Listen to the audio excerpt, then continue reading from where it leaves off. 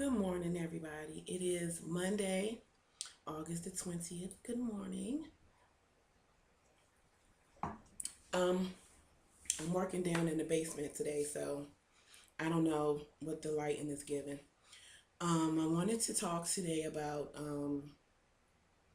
users. I wanted this to be another part of my Knowing Your Worth series. Um, a lot of you may not know, but 2 years ago, I lost my dad.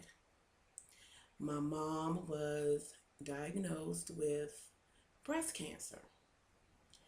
Um, my mom told me about her surgery at the last minute. She waited until Friday night. Her surgery was scheduled on a Wednesday. My dad had been sick for about 7 years. He had a failed kidney transplant, which led to a lot of different complications. He had several strokes and just a lot of different um, health issues. Oops. And he had been in the nursing home for 7 years. So, my mom's surgery was scheduled for that Wednesday. 2 days before, on that Monday, my dad passed away. I totally broke down. I was mentally sick. I was emotionally sick. I was physically sick. Two of my closest friends, one I call my sister, that's Gracie, and one I call my cousin, that's Tallulah. They came and they stayed with me. I mean, my body broke down so fiercely, they had to help me get out of bed and take me to the doctor. Had to make an emergency appointment to go to the doctor. A bitch couldn't walk. A bitch couldn't think straight. Couldn't move. I was just like stuck. Stuck. Um, so everybody who has gone through anything similar to what I had to go through, they know how emotionally draining and how you just need as many people to uplift you as possible. There was someone who I considered to be a friend.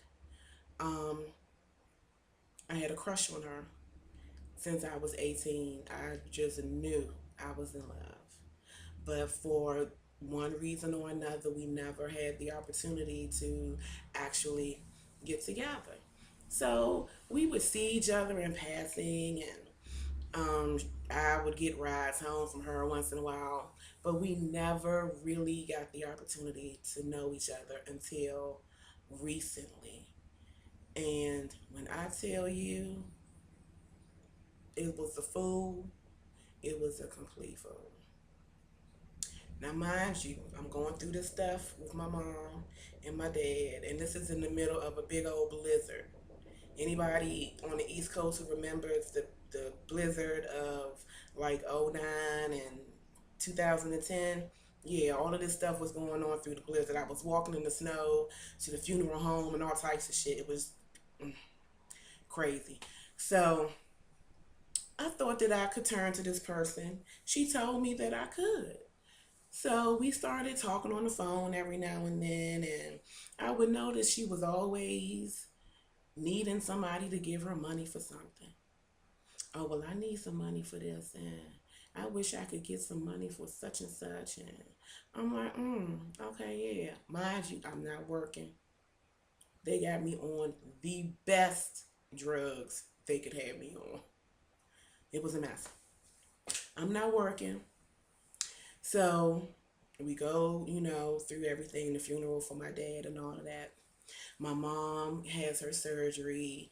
She goes through her chemo and her different other treatments and all of this medication she's taking and stuff.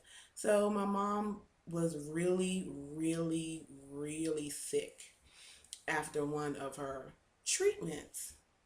So I'm Going through it still because I miss my daddy. I am my daddy's girl. I'm my daddy's baby girl.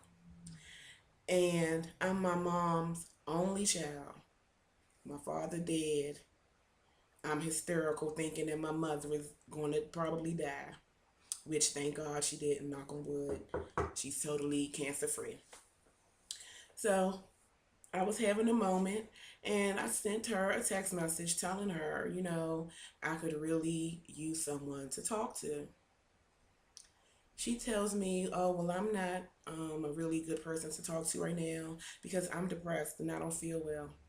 So I realized everybody has their own different set of issues, and I asked her, what's wrong?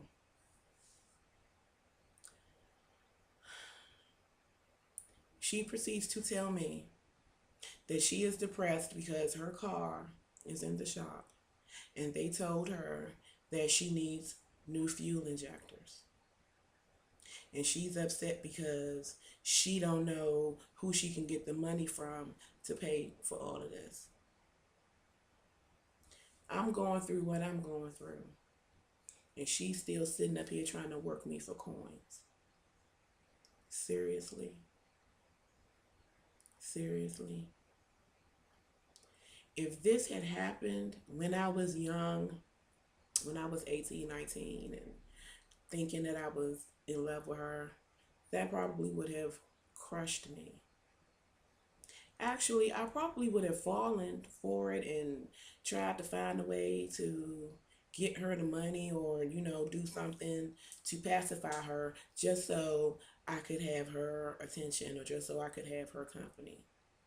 But seeing as though I was 35 when that shit happened and I had already been through enough other examples of shenanigans and tomfoolery, I knew to back the fuck up and cut this one off. No one needs to pay for someone's love. No one needs to pay for someone's attention. If you find yourself giving more than you receive in any relationship, and I'm not even going to say giving more than you receive. If you find yourself giving and giving and giving and you don't get anything in return, but this motherfucker always got his hand out or her hand out, you don't need them. You don't need them. They can find a sponsor someplace else. Who the hell is 40 something years old and talking about they need somebody to sponsor a gym membership for them? Seriously? You need a sponsor? You 40 something years old? You want to take on the role of the dominant partner in a relationship, the male image of the relationship, but you depending on all of these other women to take care of you, to pay your bills, to pay your car issues and all of that. I don't need you, sweetie. I don't need you. And all you women, y'all don't need that either. If they not contributing to some shit, if they not making you feel better, cut them back. What you need them for?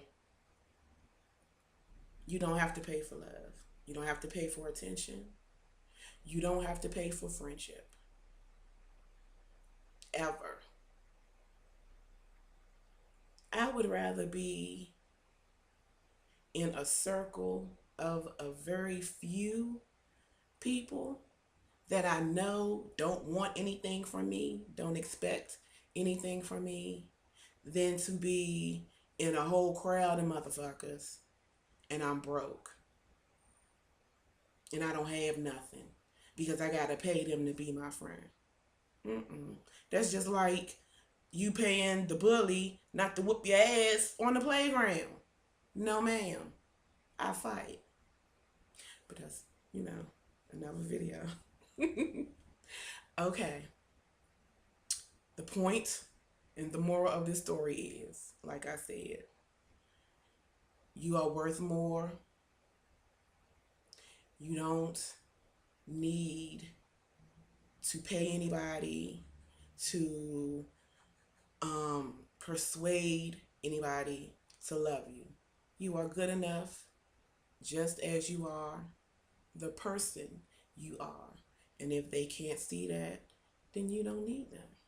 Tell them to have a seat and have a good one. Okay? Have a good day. Take care of yourself. Bye.